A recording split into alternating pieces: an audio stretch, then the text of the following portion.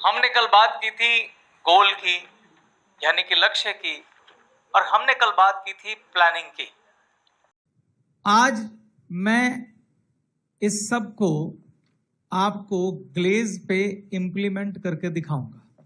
अगर एक लीडर को ग्लेज की अपॉर्चुनिटी मिली हो, वो उसको किस तरह से देखेगा, मैं वो आपको यहां पर बोर्ड पर दिखाऊंगा। उससे आप अंदाजा लगाएंगे कि लीडर जो होता है वो कैसे कैलकुलेटिव रिस्क लेता है, कैसे वो विजनरी होता है, कैसे वो भविष्य तक झांकता है, और कैसे उस भविष्य के हिसाब से वो अपना लक्ष्य बनाता है, और कैसे वो उस लक्ष्य के हिसाब से अपनी योजना बनाता है, और कैसे फिर वो कभी ना हारने वाले एफर्ट्स करता है और अंततः अपने लक्ष्य को हासिल करता है। ये जर्नी मैं आपके साथ अभी शुरू करूंगा और उसको आप ध्यानपूर्वक देखिएगा। तो जब आपके सामने ग्लेज एक अपॉर्चुनिटी आई, ग्लेज जो आज बात कर रही है एक नई पद्धति की, जिसे हम डायरेक्ट सेलिंग कहते हैं। नेटवर्क मार्केटिंग के द्वारा ग्लेज एक कंपनी है जो अपने प्रोडक्ट बेचना चाहती है, घर घर तक अपने प्रोडक्ट पहुंचाना चाहती है। तो एक लीडर जब इस अपॉर्चुनिटी को देखेगा तो वो एनालाइज करेगा कि ट्रेडिशनली क्या चल रहा है और मेरे पास ये जो अवसर आया है ये क्या है, और इस अवसर में क्या पोटेंशियल है और मैं इसमें क्या कर सकता हूं। तो सबसे पहले हम ये समझते हैं कि ट्रेडिशनल मार्केट क्या है, उसके बाद हम कंपैरिजन करेंगे कि डायरेक्ट सेलिंग में मेरे लिए क्या है और ट्रेडिशनल मार्केट में मेरे लिए क्या है। फिर हम ये देखेंगे कि क्या जो ग्लेज ऑफर कर रही है मैं उसे कर सकता हूं, और अगर कर सकता हूं तो किस तरह के चैलेंज हैं, क्या मैं उन चैलेंज को ले सकता हूं। ये एक लीडर की अंतर्गंध की कथा है, जरा ध्यान से सुनिएगा। सबसे पहले ट्रेडिशनल मार्केट, आप सबको पता है कि ट्रेडिशनल मार्केट क्या होती है, लेकिन मैं फिर भी रिपीट करूंगा। ट्रेडिशनल मार्केट में एक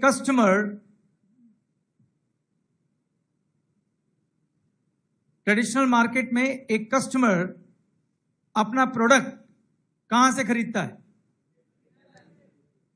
रिटेलर से। और एक रिटेलर वो प्रोडक्ट कहां से लाता है? होलसेलर से। होलसेलर ये सामान कहां से लाता है? डिस्ट्रीब्यूटर से। और डिस्ट्रीब्यूटर ये किससे लाता है? मैन्युफैक्चरर से। ये मैन्युफैक्चरर कस्टमर को अपने प्रोडक्ट्स बताने के लिए विज्ञापन करता है, यानी कि एडवर्टीजमेंट करता है, और एक सेल्स टीम भी हायर करता है इस पूरी श्रृंखला को सर्विस करने के लिए।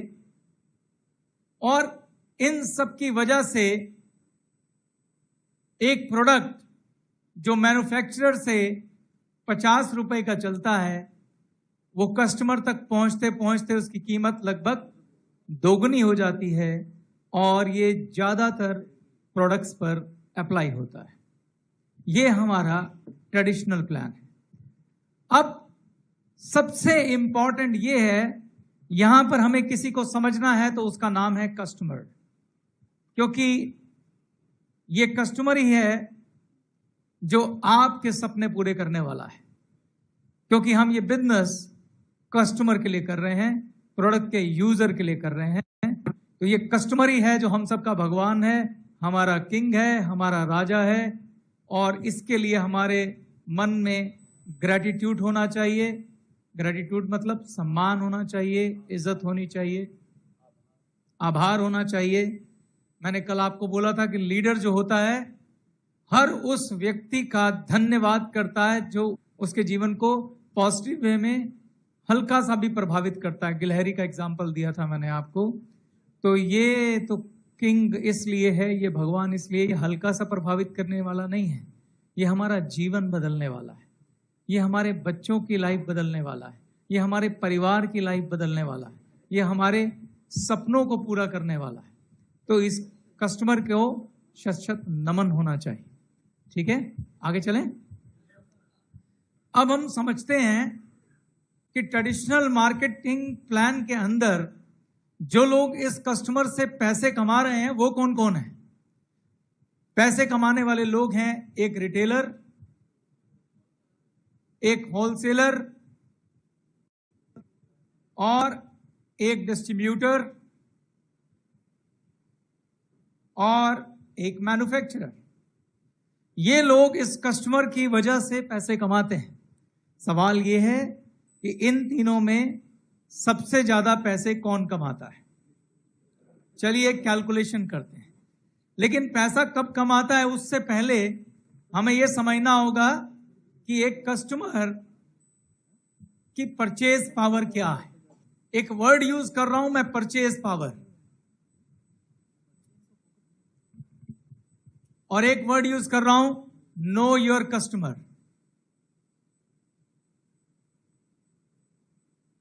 ये एक लीडर को मालूम होना चाहिए ज्ञान। हमारे देश में इकोनॉमिकली लोग अलग अलग क्लास में होते हैं, जैसे कि मिडिल क्लास मध्यम वर्गीय परिवार, लोअर मिडिल क्लास निम्न वर्गीय परिवार, अपर मिडिल क्लास उच्च मध्यम वर्गीय परिवार, रिच क्लास रईस जो होते हैं। इन जो चार क्लास को कोई फाइन लाइन नहीं है डिफाइन करने के लिए कि किसको रिच कहेंगे, लेकिन मोटा माटा समझने के लिए आप अंदाजा ये लगा सकते हैं कि रिच क्लास होती है जो करोड़पति है, बड़े बंगलों में रहती है, बड़ी बड़ी गाड़ियों में घूमती है, जिनके पास फाइनेंशियल फ्रीडम है। अगर उन्हें कोई प्रोडक्ट पसंद आ जाता है तो उसको खरीदते वक्त उन्हें ये नहीं सोचना पड़ता कि इसके लिए पैसे कहाँ से आएंगे। उनके मन में होता है पैसे तो हैं ही, सिर्फ प्रोडक्ट ढूंढना है। वो होती है रिच क्लास। रिच क्लास कौन सी होती है? जिसके पास क्या होता है? जिसके पास, एक वर्ड यूज कर रहा हूं, फाइनेंशियल फ्रीडम, यानी कि पैसों की आजादी। पैसों के लिए इन्हें सोचना नहीं पड़ता। इन्हें कोई भी काम करना हो तो इन्हें पैसा कहां से आएगा ये चिंता नहीं होती, उसको रिच क्लास कहते हैं। ठीक। इसके बाद आती है upper middle class. Upper middle class में वो लोग आते हैं जिनके पास गाड़ियां होती हैं, लेकिन मीडियोकर लेवल की गाड़ियां होती हैं। अच्छा पैसा होता है, महीने का 2.5 लाख 5 लाख कमाते हैं, लेकिन फिर भी इन्हें कुछ खरीदना हो तो सोचना और विचारना पड़ता है। लेकिन बेसिक नीड का सब कुछ इनके पास होता है। ये लोग यात्राएं भी करते हैं, विदेश यात्राएं भी करते हैं, लेकिन बजट बना के करते हैं। उसे आप कह सकते हैं अपर मिडिल क्लास, यानी कि उच्च मध्यम वर्गीय परिवार। इसके बाद जो तीसरी क्लास आती है वो है मिडिल क्लास। भारत में इस क्लास की बहुत बड़ी तादाद है। मैं मिडिल क्लास और लोअर मिडिल क्लास से संबंध रखता था। मिडिल क्लास के लोग 50,000 की, 40,000 की, 60,000 की, 70,000 की नौकरी करते हैं। बड़ी मुश्किल से किश्तों पे कार वार खरीद लेते हैं, शौक पूरे करते हैं, मगर बड़ी प्लानिंग के साथ करते हैं। अक्सर हस्बैंड वाइफ जॉब कर रहे होते हैं, तो उसको मिडिल क्लास कहते हैं। विदेश यात्राएं तो नहीं करते, लेकिन भारत में छोटी छोटी जगहों पे ये लोग भी भ्रमण करते हैं। बच्चे मीडियोकर स्कूल में पढ़ते हैं, तो उसको हम मिडिल क्लास कहते हैं। इसके बाद आ जाती है lower middle class. Lower middle class जो है ये सबसे संघर्ष करने वाली क्लास है। और लोअर मिडिल क्लास के बाद आते हैं पुअर। पुअर मतलब गरीब, जिनके लिए सिर्फ रोटी कपड़ा मकान ही चैलेंज है, पुअर। लेकिन पहले मैं लोअर मिडिल क्लास की बात कर दूं। लोअर मिडिल क्लास के लोग वो होते हैं जिनके पास बाइक होता है, स्कूटर होता है, 2 व्हीलर होता है, तनख्वाह 15 से 20, 25, 30 हजार तक होती है। अक्सर किराए के मकान में रहते हैं। ठीक। समहाउ अपना गुजारा चलाते हैं, बच्चे स्कूल में पढ़ते हैं, रोटी कपड़ा मकान इनके पास होता है, लेकिन एक बहुत संघर्षपूर्ण जिंदगी ये लोग जी रहे होते हैं। पुअर क्लास वो है दोस्तों जो हमारा परमार्थ का केंद्र है। ऐसी क्लास जिनके लिए इस देश में बहुत कुछ होना बाकी है और करने की जरूरत है, वो हमारा परमार्थ का ख्वाब होना चाहिए। पुअर क्लास वो है जिनको अपने रोटी कपड़ा मकान का चैलेंज है, 2 वक्त की रोटी की उनकी लड़ाई है। मैं आपको पहले बताना चाहता हूं कि ये जो चारों क्लास है मैंने क्यों बताए। मिडिल क्लास एक पर्टिकुलर रेंज के खरीदती है और रिच क्लास एक अलग तरह के प्रोडक्ट खरीदती है। ये सिर्फ समझाने के लिए लाइनें हैं, डिफाइन करने के लिए कि कस्टमर का बिहेवियर कैसा होता है। इसमें कोई मैं लाइन ड्रॉ नहीं कर सकता हूं, सिर्फ अंदाजा दे रहा हूं आपको समझाने के लिए कि लोगों का, हमारे कस्टमर का परचेज बिहेवियर और परचेज पावर क्या होती है। जैसे एक उदाहरण देता हूं कि जो लोअर मिडिल क्लास है वो मार्केट में जाके अगर साबुन ढूंढेगी तो शायद 20-1 रुपए का साबुन ढूंढेगी। ऐसे ब्रांड्स के साबुन ढूंढेगी जो 20-25 रुपए का साबुन है। मिडिल क्लास थोड़ा और ऊपर चले जाएगी, 40 रुपए 35 रुपए वाला साबुन ढूंढेगी। रिच क्लास जाएगी, वो बहुत ही अल्ट्रा हर्बल और पता नहीं कौन कौन से फीचर वाला 100 रुपए वाला साबुन ढूंढेगी। ओके, तो हर क्लास की अपनी एक अलग परचेज पावर है। और आप चूंकि इस बिजनेस में एंटर हो रहे हैं, आप लीडर हैं, आप विजनरी हैं, आप देखना चाहते हैं, तो आप पहले देखेंगे कि क्या ग्लेज इसमें से कौन कौन सी क्लास के लिए प्रोडक्ट बना रही है। ठीक, जिस जिस क्लास के लिए ये कंपनी प्रोडक्ट बना रही है तो हमें बिजनेस उसी क्लास में करना है। ग्लेज की तरफ से मैं आपको बोल देता हूं, ग्लेज बिल्कुल प्रयासरत है और विद इन 5 मंथ और 4 मंथ आपके पास हर क्लास के लिए प्रोडक्ट होगा।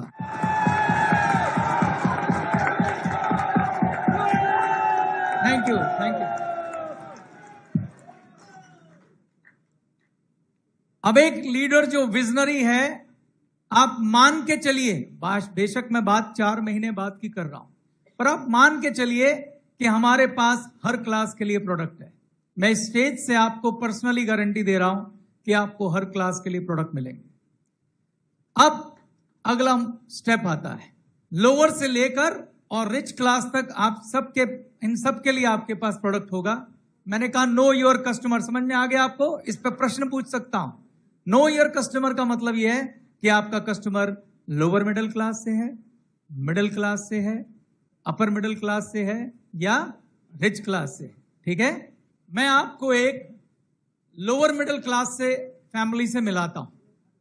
मैं लोअर मिडिल क्लास से इसलिए बोल रहा हूं कि हमें इससे ऊपर के जो लोग हैं, ऊपर की क्लास के, वो हमें इनसे ज्यादा बिजनेस देंगे, लेकिन सबसे कम अगर बिजनेस कहीं से आएगा तो कहां से आएगा?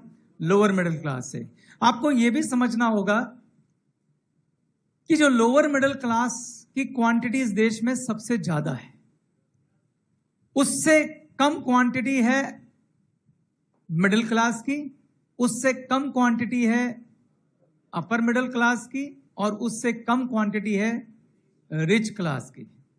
तो अगर आप बिजनेसमैन हैं तो आप ऐसे समझिए, उदाहरण दे रहा हूं, उदाहरण के लिए समझिएगा कि अगर लोअर मिडिल क्लास की संख्या 1000 है तो मिडिल क्लास की संख्या 500 है, तो अपर मिडिल क्लास की संख्या 100 है, तो रिच क्लास की संख्या 10 है।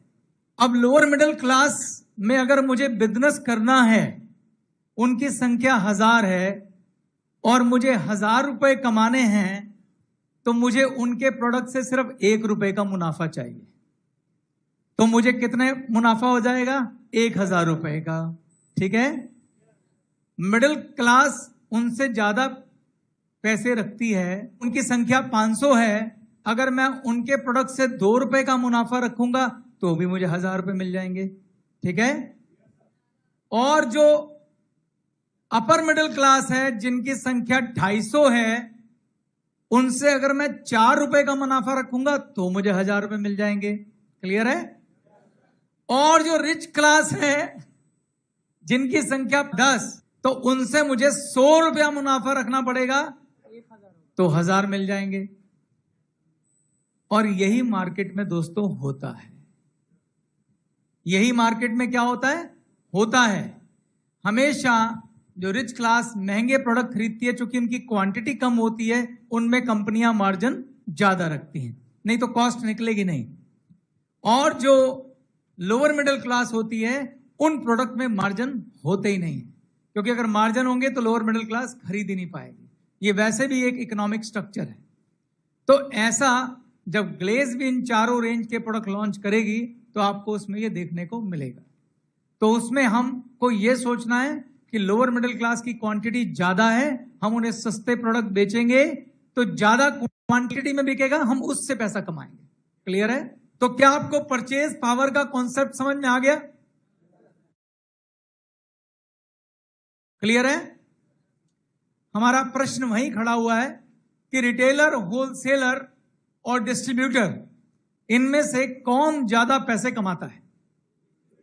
डिस्ट्रीब्यूटर कमाता है। जरा कैलकुलेट करें। ये रहा हमारा कस्टमर। कस्टमर हमारा प्रोडक्ट लेता है किससे? रिटेलर से। और रिटेलर लेता है किससे? होलसेलर से। और होलसेलर किससे लेता है? डिस्ट्रीब्यूटर से। और डिस्ट्रीब्यूटर किससे लेता है? मैन्युफैक्चरर से। मैं इन तीनों की बात कर रहा हूं। इन तीनों में सबसे ज्यादा पैसे कौन कमाता है? मान लीजिए मैं इस रिटेलर की बात करता हूं। ये जो रिटेलर है, मान लेते हैं इसके पास 100 कस्टमर हैं। कितने? इस रिटेलर एक दुकानदार है जिसके पास आपके गली में, मोहल्ले में, आसपास किसी बाजार में रिटेलर शॉप्स होती हैं, जहां से आप अपनी रोजमर्रा का सामान खरीदते हैं, अपना राशन पानी खरीदते हैं, उसको रिटेलर कहते हैं। मान लीजिए एक रिटेलर के पास लगभग 100 कस्टमर है। कितने कस्टमर हैं? अब इनमें से एक कस्टमर है जिनका नाम है राज एंड गीता। राज और गीता की जो फैमिली है, इनके 2 बच्चे हैं, एक बेटा है, एक बेटी है। ये 4 लोगों का परिवार है। राज एंड गीता एक लोअर मिडिल क्लास से हैं, जिनकी एवरेज आमदन मुश्किल से 15,000 रुपए महीना है। अब राज और गीता हर महीने अपना घर चलाने के लिए जो सामान खरीदते हैं इस रिटेलर से, उस पे एक नजर डालते हैं। आप अपनी अपनी फाइल खोलिए। इस फाइल में आपको राज और गीता के घर का खरीदे जाने वाला सामान का पूरा लिस्ट दिखाई देगा। इस लिस्ट को पढ़ें जरा एक बारी। और मैं इस लिस्ट को एक बड़े ही हिस्टोरिकल वे में पढ़ूंगा, आपको समझ में आ जाएगा कि एक परिवार की पूरे दिन की, पूरे महीने की जरूरत का सामान क्या क्या होता है। सबसे पहले सुबह राज और गीता जब उठते हैं और उनके बच्चे उठते हैं, सबसे पहले क्या करते हैं? टूथपेस्ट। इस लिस्ट में इसी ऑर्डर में लिखा हुआ है, आप मेरे साथ सहयोग कीजिएगा, ठीक है? सबसे पहले क्या करते हैं? टूथपेस्ट करते हैं। किससे करते हैं? टूथब्रश से करते हैं। उसके बाद वॉशरूम जाते हैं, टॉयलेट जाते हैं। वहां पे टॉयलेट का साबुन चाहिए हाथ धोने के लिए। फिर उसके बाद नहाने जाते हैं। नहाने का साबुन या शावर जेल। शावर जेल कौन इस्तेमाल करेगा? Middle class family. लेकिन साबुन इस्तेमाल करेगी लोअर मिडिल क्लास फैमिली। उसके बाद शैम्पू से नहाएंगे, कंडीशनर लगाएंगे, और फिर सिर पे लगाने के लिए तेल भी चाहिए। उसके बाद राज को शेविंग क्रीम भी चाहिए शेव करने के लिए, आफ्टर शेव चाहिए मुंह पे लगाने के लिए, फेस क्रीम चाहिए मुंह पे लगाने के लिए, टैल्कम पाउडर चाहिए राज को लगाने के लिए। उसको ऑफिस जाना है तो डीओ भी चाहिए लगाने के लिए, और जूतों पे करने के लिए पॉलिश भी चाहिए। फिर उसके बाद राज की पत्नी की बारी आती है। हर विवाहिक भारतीय नारी थोड़ा सा मिनिमम मेकअप करती ही करती है, जैसे कि वो मुंह पे फाउंडेशन लगाएगी या कॉम्पैक्ट पाउडर लगाएगी, लिपस्टिक लगाएगी, बिंदी लगाएगी, सिंदूर लगाएगी, नेल पॉलिश लगाएगी, बालों में रबड़ बैंड लगाएगी, और फीमेल फेस क्रीम लगाएगी, फीमेल परफ्यूम और डीओ भी उसको चाहिए। इसके अलावा बच्चों की बात करें तो बच्चे स्कूल जाते हैं और कोई ऐसा परिवार नहीं है जब बच्चे हर महीने अपने माँ बाप से कुछ ना कुछ डिमांड ना करें। ठीक, क्या डिमांड करते हैं? कॉपी, पेंसिल, रबड़, स्केल, करते हैं कि नहीं करते हैं? ये सब चाहिए ही चाहिए होता है। इसके अलावा ये तो हो गए इस परिवार के पर्सनल खर्चे जो इनके ऊपर खर्च होने वाला, ये मैंने मिनिमम लिखा है। मिडिल क्लास में जाओगे तो ये लिस्ट डबल हो जाती है और रिच क्लास की तो 100 गुना हो जाती है, क्योंकि वो तो पता नहीं क्या खरीद लेते हैं। ठीक है, तो मैं मिडिल क्लास तक ही जाता हूं ना। हम रिच को छेड़ेंगे, इन दोनों क्लास की हम बात नहीं करेंगे, ना रिच क्लास की और ना लोअर क्लास की, हमें बीच वाली क्लास में रहना है। तो उसके बाद आ जाता है होम स्वीट होम। अब घर के अंदर कौन कौन से प्रोडक्ट चाहिए? सबसे पहले जो गीता है उससे सबके कपड़े धोने, तो लॉन्ड्री में कपड़े धोने का सर्फ, नील, ये सब चाहिए। फिर घर की सफाई करनी है, फ्लोर क्लीनर चाहिए, टॉयलेट क्लीनर चाहिए। इसके बाद किचन में चलते हैं। किचन में बर्तन धोने का साबुन चाहिए, चाय पत्ती चाहिए, नमक चाहिए, मिर्च चाहिए, हल्दी चाहिए, जीरा चाहिए, धनिया पाउडर चाहिए, गरम मसाला चाहिए, चाट मसाला चाहिए, काला नमक चाहिए, काली मिर्च चाहिए, इलायची चाहिए, लौंग चाहिए, सौंफ चाहिए, मेथी दाना चाहिए, तेज पत्ता चाहिए, कड़ी पत्ता चाहिए, बिस्किट चाहिए, नमकीन चाहिए, ड्राई फ्रूट चाहिए, धूप चाहिए, अगरबत्ती चाहिए, माचिस चाहिए, कुकिंग ऑयल चाहिए, हींग चाहिए, चीनी चाहिए। चाहिए कि नहीं चाहिए? इसके अलावा आटा चाहिए, दाल चाहिए, चावल चाहिए, दूध चाहिए, मक्खन चाहिए, सब्जियां चाहिए, ब्रेड चाहिए। चाहिए कि नहीं चाहिए? ये तो वो हो गए। अगर आप इन सब प्रोडक्ट पे गौर फरमाएंगे तो ये वो सारे प्रोडक्ट हैं जो कंज्यूमेबल हैं। इन्हें हम बोलते हैं फास्ट मूविंग कंज्यूमेबल गुड्स, यानी कि जो प्रोडक्ट बार बार खत्म होते हैं, बार बार लाने पड़ते हैं, हर महीने, हर बार। प्रोडक्ट को हम 3 कैटेगरी में डिवाइड करते हैं। एक होते हैं ड्यूरेबल्स। ड्यूरेबल्स प्रोडक्ट वो होते हैं जिन्हें एक बार खरीदो तो 5, 7, 10, 15 साल की छुट्टी।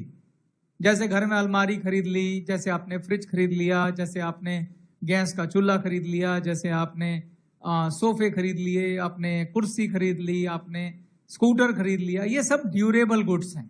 क्या, कौन से गुड हैं? और दूसरे गुड मैंने आपको बताए FMCG, fast moving consuming good. एक होते हैं तीसरी कैटेगरी जिसे कहते हैं स्लो कंज्यूमिंग गुड्स, या हम उन्हें बोलते हैं कंज्यूमेबल ड्यूरेबल गुड्स। जैसे आप घर में कांच के गिलास लाते हैं, टूट जाता है। हर महीने कोई ना कोई ऐसी डिमांड खड़ी होती है ना, गिलास टूट गए, कप टूट गई, प्लेट टूट गई, चाय पोनी चाहिए, होते कि नहीं होती है?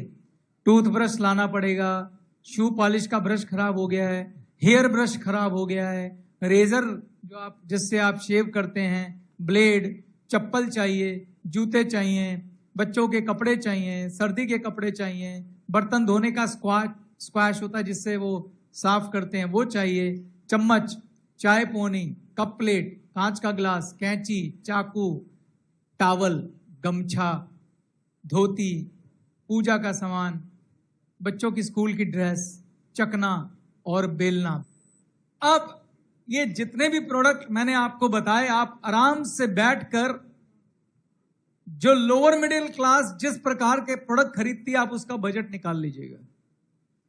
आप देखेंगे कि कोई भी ऐसी लोअर मिडिल क्लास फैमिली नहीं है जिसका ये सारा बजट मिला के 4000 के पार नहीं जाता। इस 4000 में से अगर मैं सब्जी और दूध और आटा दाल चावल को निकाल दूं तो भी ये 2500 का बजट है।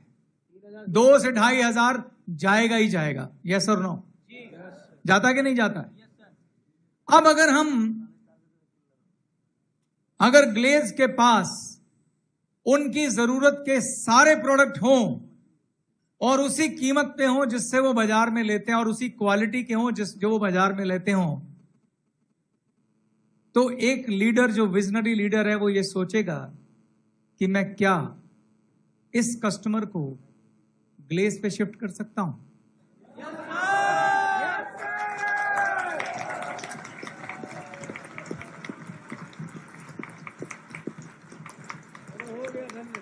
यकीन मानिए, जब मैं असली बात बताऊंगा तो आप खड़े होकर ताली बजाएंगे। अभी मैं पहुंचा नहीं हूं जहां मुझे पहुंचना है। तो ये जो राज और गीता है, हमने ये सब इस बात पे एग्री करते हैं कि ये कम से कम 2,500 रुपए का, या चलो थोड़ा और नीचे ले आते, लोअर मिडिल क्लास फैमिली है, 2,000 ले लेते। ठीक है, ठीक है। ये 2,000 रुपए का सामान इस रिटेलर से खरीदते हैं। कोई डाउट है? नोट कर लीजिए, एग्जाम में प्रश्न आने वाला है। अगर ये 2,000 रुपए का सामान इस रिटेलर से खरीदते हैं, तो अब देखते हैं हमारा रिटेलर, होलसेलर और डिस्ट्रीब्यूटर इसकी इस परचेजिंग से क्या कमाता है। देखें, पहले हम रिटेलर की इनकम देखते हैं।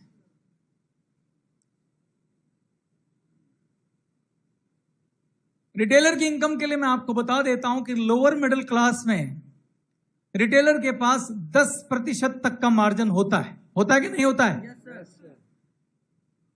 मान लीजिए इस रिटेलर के पास 10% का मार्जिन है और होलसेलर के पास सिर्फ 3% का मार्जिन है और डिस्ट्रीब्यूटर के पास सिर्फ 1% का मार्जिन है। रिटेलर के पास कितना मार्जिन है? 10%। होलसेलर के पास कितना मार्जिन है? 3%। और डिस्ट्रीब्यूटर के पास कितना मार्जिन है? 2%। तो सबसे ज्यादा मार्जिन किसके पास है? और सबसे कम मार्जिन किसके पास है? डिस्ट्रीब्यूटर के पास। सबसे ज्यादा पैसे कौन कमाएगा? डिस्ट्रीब्यूटर। और सबसे कम कौन कमाएगा? रिटेलर। आप सब बड़े इंटेलिजेंट है, चलो देख भी लेते हैं। तो रिटेलर की इनकम, नंबर ऑफ कस्टमर कितने हैं रिटेलर के पास, और हर कस्टमर की जो परचेज है वो कितने की है? 2,000। जो मैं मान के चल रहा हूं, कस्टमर परचेज 2,000 है। तो ये 100 लोग अगर 2,000 रुपए का सामान लेते हैं, 2 लाख। तो जो, हाँ जी, 2 लाख। Very good. तो इसका मतलब जो टर्नओवर है वो कितने की हुई? 2 लाख रुपए की। किसकी? रिटेलर का। रिटेलर की। रिटेलर की जो टर्नओवर है 2 लाख रुपए है। तो और प्रॉफिट अगर मैं 10% के हिसाब से लूं तो कितना हुआ? 20,000 रुपए। तो ये रिटेलर मंथली 20,000 रुपए कमाता है इन 100 कस्टमर से। ठीक है, अब मैं आपको होलसेलर की इनकम दिखा रहा हूं। होलसेलर का मार्जिन कितना है? 3%। 3%। इसका कितना था? 10%। तो होलसेलर का मार्जिन देखते हैं। मान लीजिए कि एक होलसेलर के पास 50 रिटेलर हैं। कितने रिटेलर हैं? 50। नंबर ऑफ रिटेलर कितने हैं उसके पास? 50। अगर रिटेलर 50 हैं तो हर रिटेलर के पास कस्टमर कितने हैं? 100। तो होलसेलर के पास कितने कस्टमर हुए? 5,000। बताइए। 5,000। एक रिटेलर के पास 100 कस्टमर हैं और एक होलसेलर के पास 50 रिटेलर हैं, तो होलसेलर के कस्टमर कितने हो गए? 50 × 100, 5,000।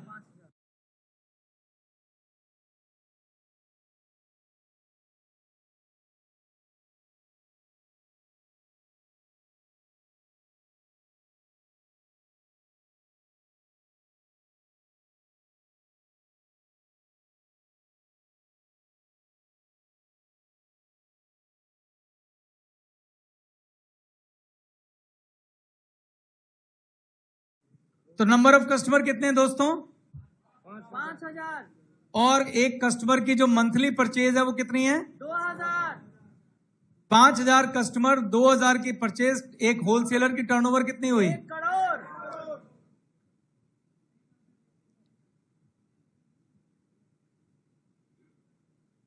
ये 1 करोड़ की टर्नओवर हुई और एवरेज प्रॉफिट कितना है? 3%। कितना हुआ? तो होलसेलर 3 लाख रुपए कमाता है और आपका रिटेलर सिर्फ 20,000 रुपए कमाता है। अब इसमें कोई पूछने वाला सवाल नहीं है कि इसकी वजह बहुत सिंपल है कि एक होलसेलर के अपने रिटेलर के थ्रू 5,000 कस्टमर को प्रोडक्ट पहुंच रहा है। ठीक है, अब मैं आता हूं डिस्ट्रीब्यूटर पे। डिस्ट्रीब्यूटर का मार्जिन कितना है? सिर्फ 1%। अब एक डिस्ट्रीब्यूटर के पास नंबर ऑफ होलसेलर है, मान लीजिए सिर्फ 25 होलसेलर हैं इसके पास, तो नंबर ऑफ रिटेलर कितने होंगे इनके पास? कौन बताएगा? एक होलसेलर के पास कितने रिटेलर हैं? एक होलसेलर के पास कितने रिटेलर हैं? 50। तो 25 इंटू 50, तो नंबर ऑफ रिटेलर इसके पास आ गए 1250। और नंबर ऑफ कस्टमर कितने हो जाएंगे? 1250 इंटू 100, 1,25,000 कस्टमर किसके पास हैं? 1,25,000 कस्टमर किसके पास हैं? डिस्ट्रीब्यूटर के पास। अब फिर से ये वाली टेबल बना लेते हैं।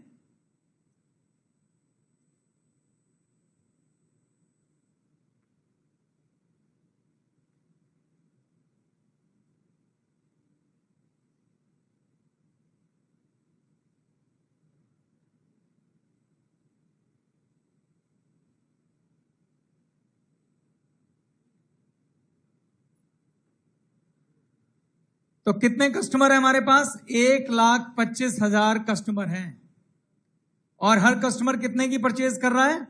2,000 रुपए की। तो टर्नओवर कितनी हुई? 250, और उसके बाद लगा दी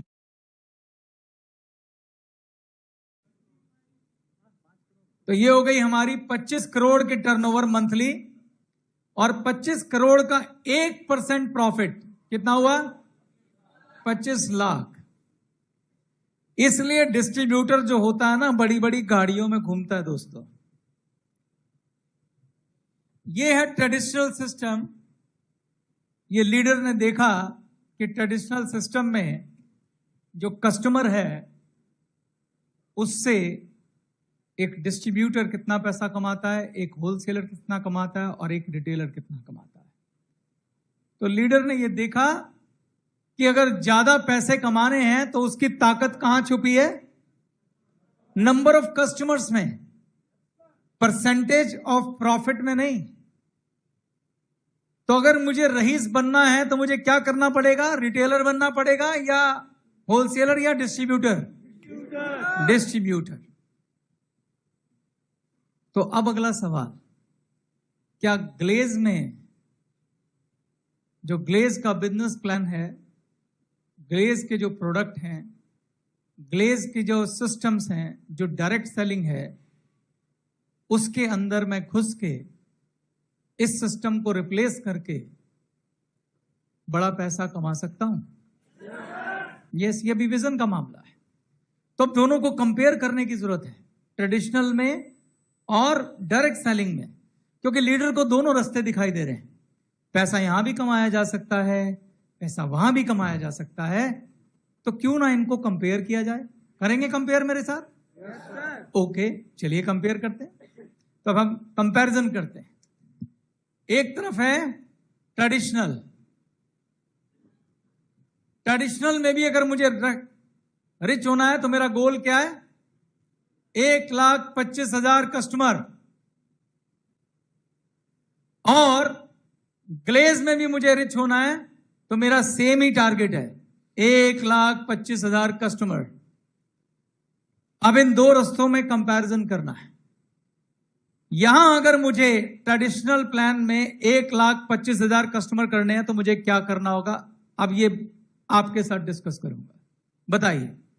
सर, एक तो बहुत बड़ा इन्वेस्टमेंट चाहिए इसके लिए। क्या आप एग्री करते हैं बहुत बड़ा इन्वेस्टमेंट चाहिए? अब मेरा सवाल है, कितना बड़ा इन्वेस्टमेंट चाहिए?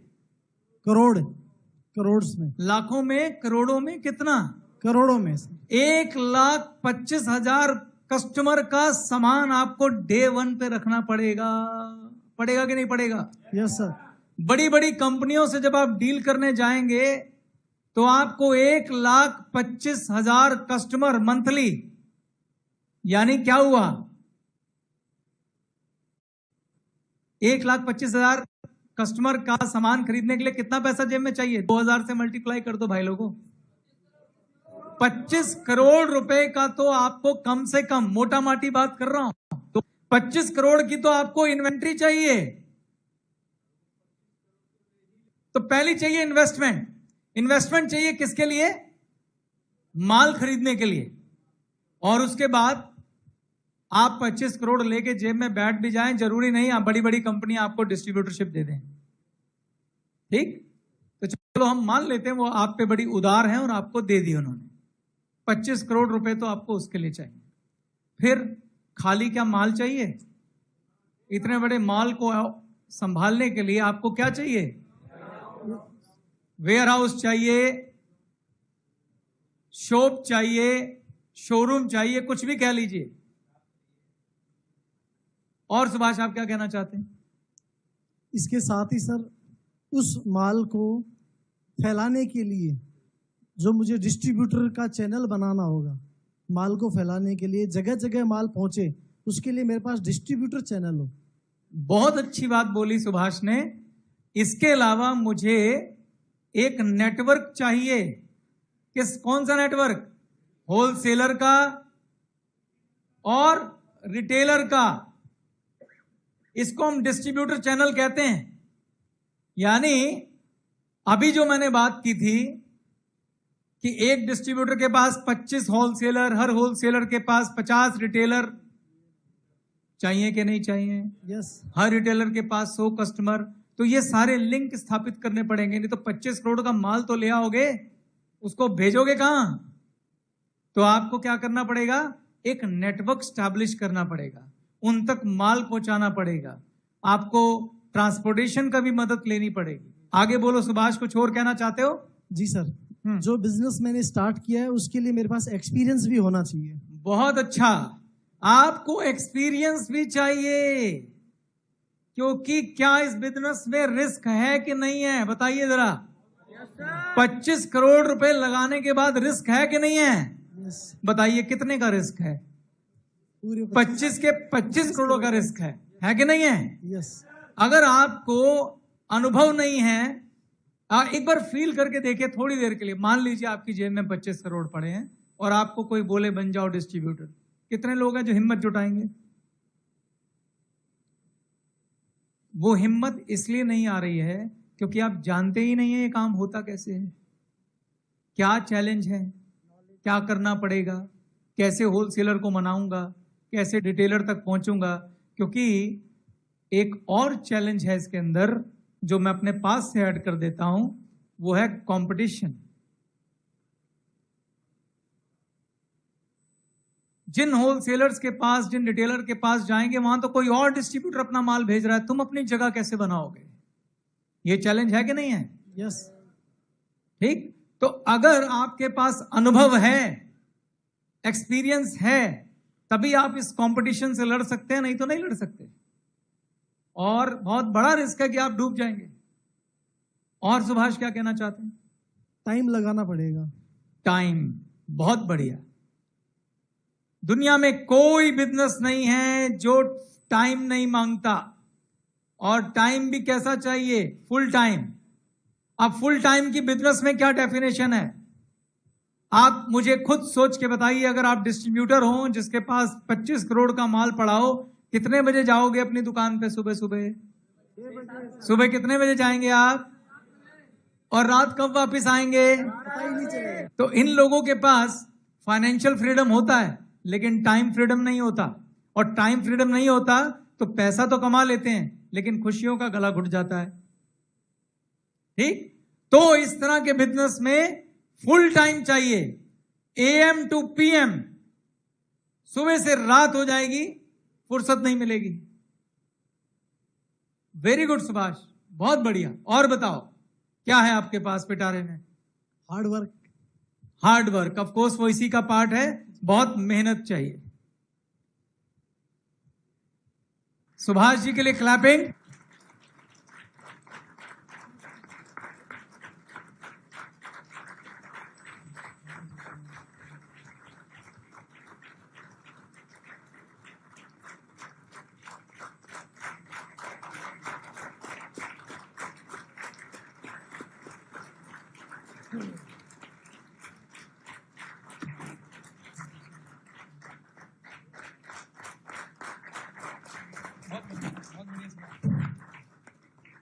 कोई और कुछ इसमें ऐड करना चाहता है? संसाधन। साधन, साधन को कैसे डिफाइन करेंगे आप? आपने बोला बिल्कुल सही है, डिटेल में बताइए। साधन ट्रांसपोर्ट, जैसे 1.25 लाख कस्टमर है, उन कस्टमर को कैसे माल लाना ले जाना, ट्रांसपोर्टिंग का काम तो संसाधन चाहिए। और फिर रखने का पूरा मैनेजमेंट। हाँ, वो सब लिखा, वेयर हाउस सारा रखने का। और कुछ अलग से बताना चाहते हैं? स्टाफ, बहुत बढ़िया बोला आपने कि स्टाफ भी चाहिए। 25 करोड़ रुपया लगाने के बाद भी कोई गारंटी नहीं है कि क्या आएगा। हाँ हाँ हर महीना ऐसा हम देखे हैं सर, अभी देख रहे हैं तत्काल में। हाँ हाँ। पहले भी देख रहे थे, अभी भी देख रहे हैं कि 25-25 करोड़ रुपया लगा के, 10-10 करोड़ रुपया लगा के, और महीने का 1 लाख 2 लाख 3-3 लाख रुपया लॉस में जा रहा है। यानी जैसे स्टाफ खर्च हो गया, दुकान खर्च हो गया, बिजली खर्च हो गया, बहुत सारा खर्च है। जैसे ये चूहा काट दिया तो ये हो गया, बहुत सारा चीज है सर। इतना गारंटी, मतलब इतना रिस्क है इसमें। बाहर के बिजनेस में हम कर रखे हैं सर बहुत सारा बिजनेस, मतलब बोलने का जरूरत नहीं सर। 90% लोग फेल हो जाता बाहर के दुनिया में। एक डायरेक्ट मार्केटिंग ही एक ऐसा मतलब जगह है जो कि चाहेगा सर 100 में 100 लोग कामयाब हो जाएगा। वेरी गुड, क्या बात है। Once you are leader always leader. एक बार आप लीडर हैं तो हमेशा लीडर है। देखो ये पॉजिटिव ऊर्जा का कमाल है कि कैसे पॉजिटिव तरीके से उन्होंने बात को रखा जनार्दन ने। ये बिल्कुल सही है कि कुछ ऐसे अनसीन चीजें होती हैं जो आपको बिजनेस शुरू करने के बाद पता चलती हैं। चूंकि उन्होंने इस एक्सपीरियंस कर रखा है, अनुभव कर रखा है, तो ये सच है। ऐसी अनसीन चीजें आती हैं। कभी हो गया कि अचानक सामान का भाव गिर गया, कभी उठ गया, कभी चूहा लग गया। एक इसमें और इंपॉर्टेंट पार्ट है, वो है उधार। कंपनियां आपको उधार देंगी नहीं और आपको आगे उधार देना पड़ेगा। रिटेलर आपके पास आएगा कि जब सेल हो जाएगी जी मैं आपको देने आ जाऊंगा पैसे। रिटेलर मांगता है उधार होलसेलर से, होलसेलर उधार मांगता है किससे? डिस्ट्रीब्यूटर से। तो डिस्ट्रीब्यूटर का एक बहुत बड़ा पैसा घूमने में बाजार में लगा ही रहता है। तो बड़ी वर्किंग कैपिटल इसमें चाहिए होती है। कहने को आपको 25 करोड़ दिखाई दे रहा है, बहुत बड़ा पैसा उधार में फंसा रहता है और वो बहुत बड़ा रिस्क रहता है। ठीक है, तो ये था ट्रेडिशनल प्लान। तो ग्लेज में जो इन्वेस्टमेंट है वो कितनी है?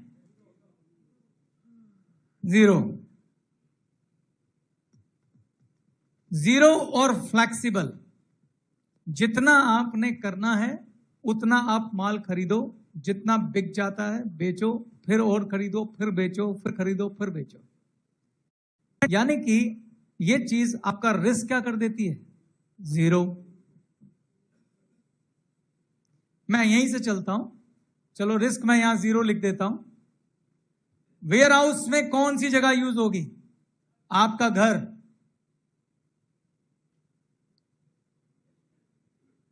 एक्सपीरियंस कहां से मिलेगा?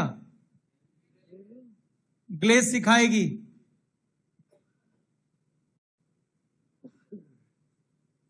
अब कौन सिखाएगा? बेस, अपलाइन, लीडर, सब आपके सपोर्ट में लगे रहेंगे। यहां क्या है? कंपटीशन। यहां क्या है? कॉपरेशन। यहां हम कामना करते हैं कि हमारी डाउनलाइन जो है भगवान इतनी अच्छी दे, मुझसे भी ज्यादा 100 गुना क्या हो? गुणी हो, मुझसे भी ज्यादा कैपेबल हो। भगवान ऐसी मुझे डाउनलाइन दे। मगर बाहर की दुनिया में ऐसे कोई कामना नहीं करता। ठीक, तो हमारा बिजनेस कॉपरेशन का है। जब कोई व्यक्ति यहाँ काम करना शुरू करता है, पूरी टीम उसको सपोर्ट करती है, सारी अपलाइन उसको सपोर्ट करती है, ग्लेज कंपनी का एजुकेशन डिपार्टमेंट उसको हेल्प करता है। अगर किसी व्यक्ति में इच्छा शक्ति है, जैसे जनार्दन कह रहे थे अभी, तो जितनी सपोर्ट और जितनी हेल्प और जितनी ट्रेनिंग और जितना अनुभव और जितना ज्ञान आपको ग्लेज में मिलेगा, इतना कहीं मिलेगा ही नहीं। ठीक, आपको सिर्फ एक ही चीज की इन्वेस्टमेंट करनी है ग्लेज में, और उसका नाम है हार्डवर्क। बाकी सब कुछ यहीं मिल जाएगा। Next, time. टाइम इस बिजनेस में भी देना पड़ता है, लेकिन टाइम की फ्लेक्सिबिलिटी है।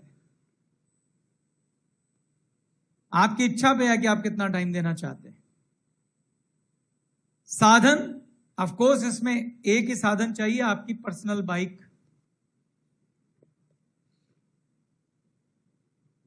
अभी ये जो कंपैरिजन मैं यहां दिखा रहा हूं, ये ठीक से दिखाया नहीं जा सकता, क्योंकि जब तक हम अपॉर्चुनिटी की गहराई में नहीं जाएंगे तो समझ नहीं आएगा कि ग्लेज में भी और क्या क्या लिखना बाकी है।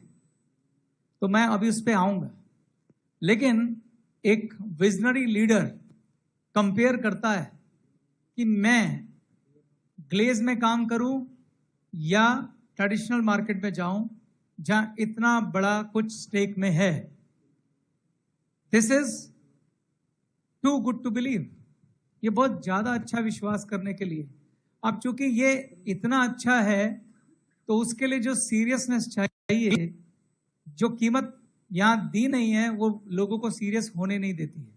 अगर एक बार आदमी के 25 करोड़ क्या 25 लाख भी लगे हों, तो जितना सीरियस हो जाता है, अगर उसका 10% भी कोई ग्लेज में सीरियस हो जाए, तो बिल्कुल जनार्दन ने ठीक बोला है कि 100 में से 100 लोग कामयाब हो जाएंगे। आगे चलें। तो ट्रेडिशनल और ग्लेज में क्या चुनेगा लीडर? ग्लेज चुनेगा। सरबजीत जी, आप क्वेश्चन आंसर लेना चाहोगे?